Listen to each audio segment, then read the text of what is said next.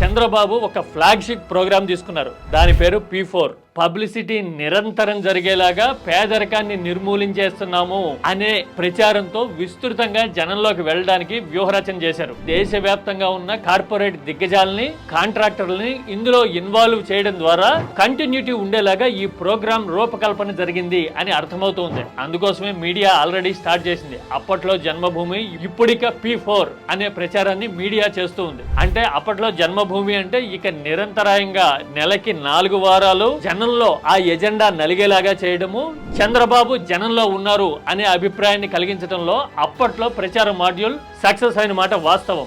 ఇప్పుడు అదే తరహాలో P4 పేరుతో చంద్రబాబు మొత్తం వ్యవహారాన్ని, చర్చని, పబ్లిసిటీని తన వైపుకి తిరిగేలాగా వ్యూహాత్మకంగా చేసుకోగలిగారు. ఇది ఒక aspect. Other side of the coin చూస్తే ప్రారంభోత్సవాలు, శంకుస్థాపనలు, ఉద్యోగాలకు సంబంధించిన ప్రకటనలు ఇవన్నీ తనయుడు లోకేష్ చేత చేయిస్తూ మొత్తం ఫ్రంట్ పేజీలో లోకేష్ కి ఫిక్స్డ్ గా ఒక స్పేస్ వచ్చేలాగా చేయడంలో చంద్రబాబు వ్యూహాత్మకంగా అడుగు వేశారు అనే విషయము గత 2 నెలల నుంచి చూస్తే అర్థమవుతోంది.